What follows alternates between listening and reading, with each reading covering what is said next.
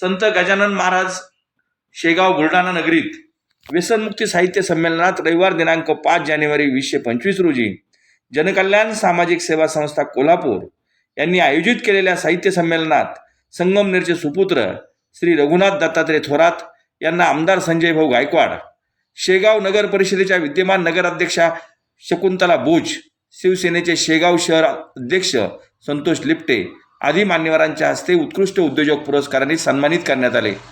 कार्यक्रमाच्या ठिकाणी सीमाताई सुरुशे या सामाजिक कार्यकर्त्या हजर होत्या, तर सामाजिक कार्यकर्ते सावकार शेठ शिंदे, जनकल्याण सामाजिक सेवा संस्थेचे अध्यक्ष उदयसिंह पाटील, राज्य निवेदक बाबासाहेब मेमाने आदी मान्यवर उपस्थित होते।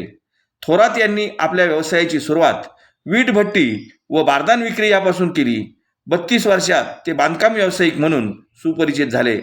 पूल बांधणे, गटारी बांधणे, सिमेंटचे रस्ते तयार करणे, उंच पाण्याच्या टाक्या बांधणे, इमारती बांधणे इत्यादी अनेक प्रकारचे छोटे मोठे शासकीय, निमशासकीय व खाजगी कामे करत ते यशस्वी उद्योजक म्हणून नावारूपाला आले।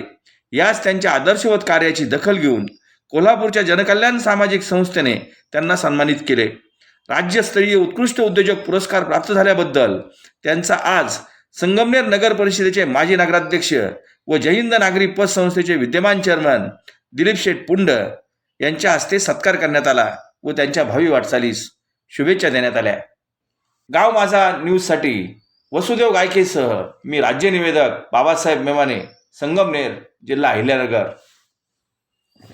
सिमेंटच्या रिकाम्या गोण्या चटकवण्यापासून तर वीटभट्टी ते एक मोठं सिव्हिल इंजिनियर, कॉन्ट्रॅक्टर आणि जलजीवन सारखे मोठी कामं, पाण्याच्या टाक्या, नगरपालिकेची मोठी कामं, असे अनेक मोठी कामं रघुनाथ थोरात यांनी केले। आणि याची दखल घेत जनकल्याण संस्थेने त्यांना एक मोठा पुरस्कार या ठिकाणी दिलेला आहे।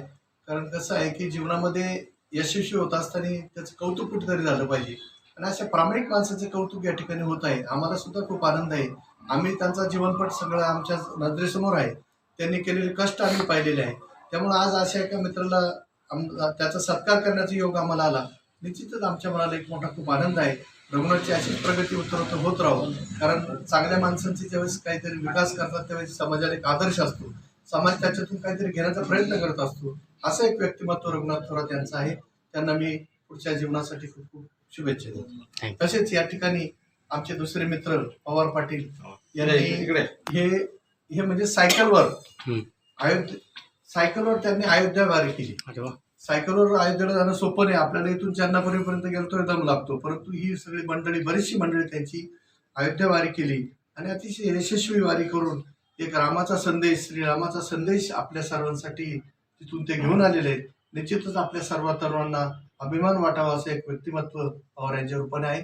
त्यांनी केलेला दौरा आपल्या सर्वांसाठी एक स्मरणीय दौरा आहे असं मला वाटतं। त्यांना खूप खूप शुभेच्छा। थँक्यू। त्यांनी विचारलेला प्रश्न की ह्या व्यक्तीची निवड कशा पद्धतीने झाली, तर रघुनाथ दत्तात्रय थोरात यांची निवड आम्ही समाजामध्ये चांगली लोक शोधत असतो। आदरणीय दिलीप शेठ पुंड यांच्या तोंडून त्यांचं नाव मी 50 वेळा ऐकलं होतं की ते कितीतरी वेळा त्यांनी मानस पण बोलता व्यक्त केला होता की रघुनाथ सारखा भाऊ जर मला लाभला असता तर मी सर आज याच्यापेक्षा कितीतरी पटीने पुढे गेलो असतो।